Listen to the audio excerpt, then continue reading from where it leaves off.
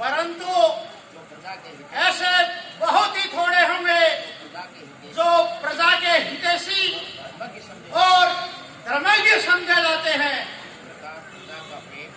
जिस प्रकार प्रजा का प्रेम राज्य की जड़ों को दृढ़ बनाने वाला होता है, उसी प्रकार राजा का न्याय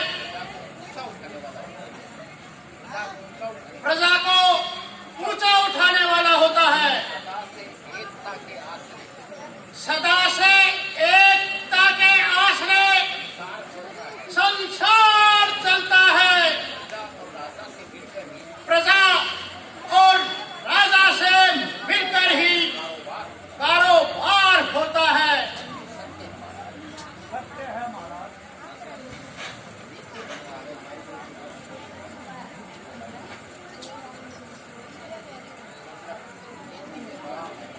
नीति में कहा है, जिस शरीर में प्राण नहीं, जिस सरोवर में कमल नहीं,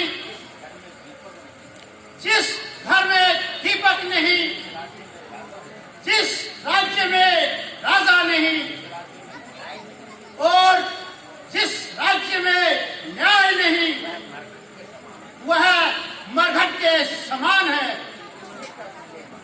इसमें क्या संदेह है महाराज?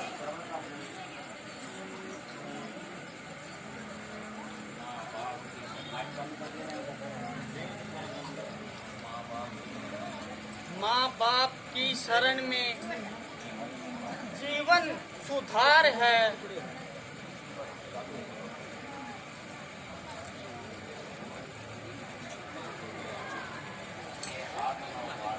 यह आत्मा उबार है, भक्ति का सार है। चरणों में उनके बसती है मुक्ति अपार ज्ञान। एक बार नाम लेते ही भव सिंधु पार है।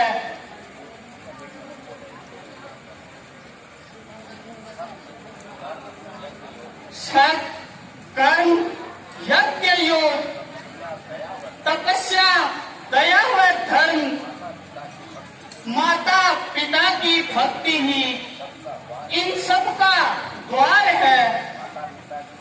माता पिता की सेवा में बस प्रेम चाहिए।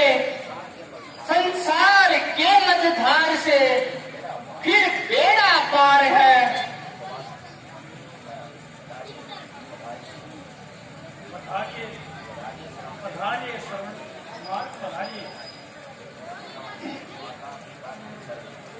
माता पिता के चरण में प्रथम नवाकर शीश, याद करूं फिर आपको दीन बंधु जगदीश।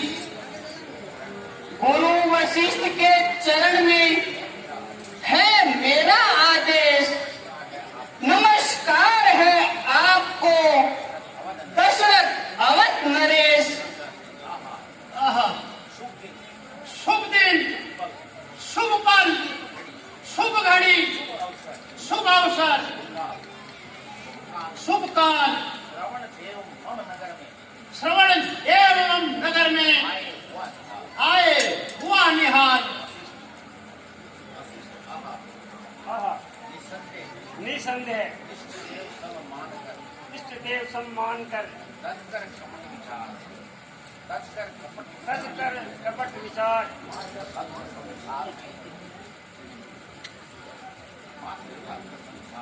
मातृभक्त संसार में शरण एक अवतार।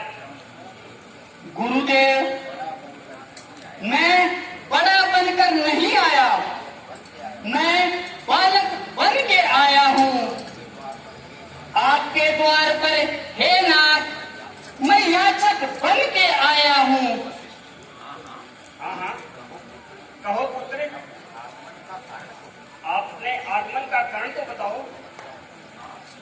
नाथ, जिस प्रकार बिना पति के पत्नी, बिना श्रद्धा का शिष्य और बिना न्याय का राजा पाप की खान होता है, उसी प्रकार बिना माता पिता की भक्ति के एक पुत्र का जन्म नारकीय कीड़े के समान होता है। आपको सब प्रकार ज्ञात है, मेरे माता पिता में सदैव का अंधापन है। हे नाथ, वही मेरे लिए हर समय चिंता का कारण है।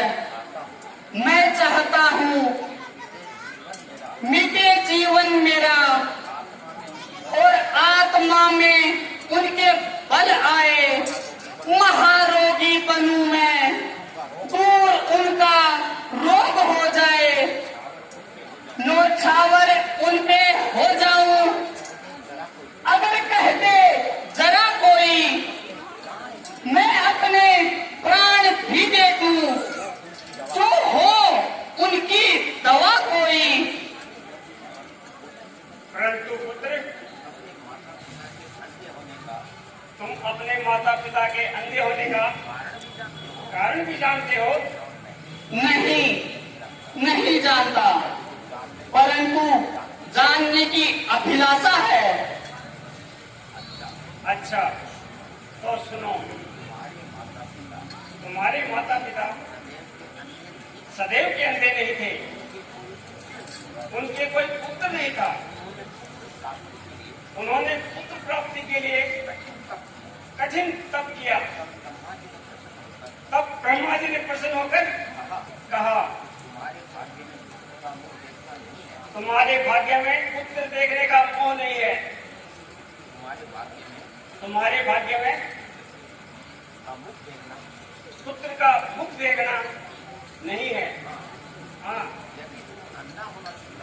यदि तुम अंधा होना स्वीकार करो तो हम पुत्र दे सकते हैं। और उन्होंने अंधा होना स्वीकार करके पुत्र मांग लिया। हे वत्स, इस प्रकार तुम्हारा जन्म हुआ। धन्य है, आज मुझे ज्ञात हुआ मुझ पर माता पिता का कितना ऋण है। इतनी ममता, ऐसी उदारता, पुत्र के कारण पृथ्वी पर सोए, पत्ते खाए, सर्दी और गर्मी सही और अंत में अंधा होना स्वीकार किया। यह है उपकार, यह है विशाल हृदय। परंतु मैं भी आज प्रतिज्ञा करता हूँ, उनकी सेवा में अपने जीवन को बलिदान कर दूंगा। अपनी चिंता कुछ नहीं, चिंता है उनके काम की। जिस तरह भी बन सके सूरत बने आराम की। धन्य है। संसार को सपुत्रों की जरूरत है। बस नाथ, अब विलंब न कीजिए, मेरी आशा शीघ्र ही पूर्ण कीजिए। मैं आपकी दया में ही आराम दीन का उपकार होगा आपका और काम दीन का बतलाए उपाय की पूरी यह आस हो। अंधों की आंखों में प्रभु ज्योति का वास हो। तो सुनो, यदि तुम उनको प्रयाग, काशी, बद्रीनाथ आदि समस्त तीर्थों की यात्रा कराओगे, ईश्वर की कृपा से उनको स्वस्थ पाओगे।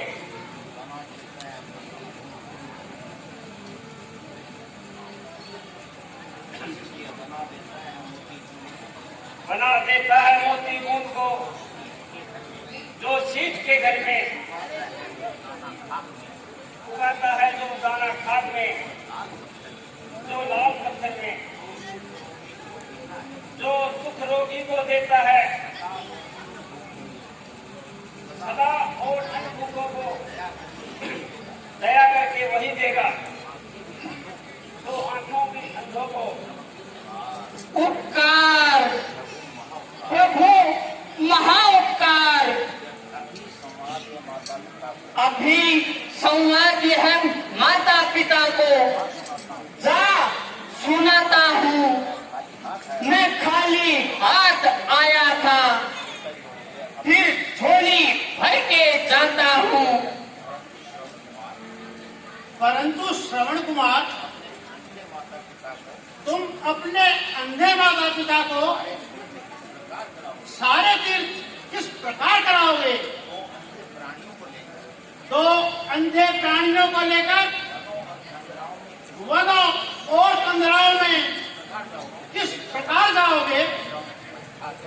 श्रद्धा के आधार पर, भक्ति के सहारे पर,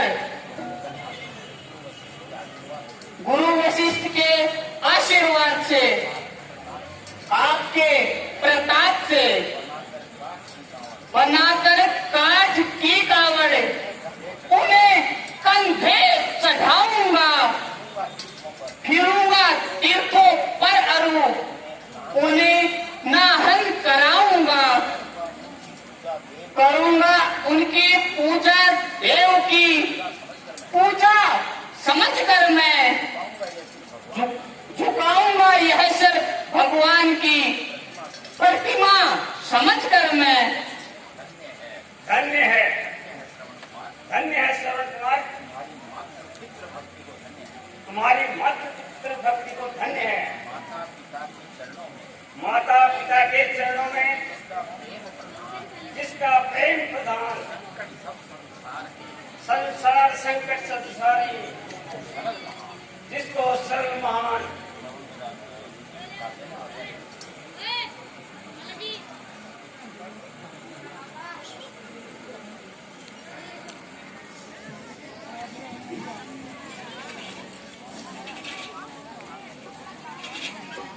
श्री पिलानी रामलीला परिषद द्वारा हर वर्ष की भांति इस बार भी पिलानी तालाब पर रामलीला का क्षेत्रीय कलाकारों द्वारा आयोजन किया जा रहा है। अभी आपके सामने श्रवण कुमार व राजा दशरथ का बहुत ही सुंदर दृश्य दिखाया गया।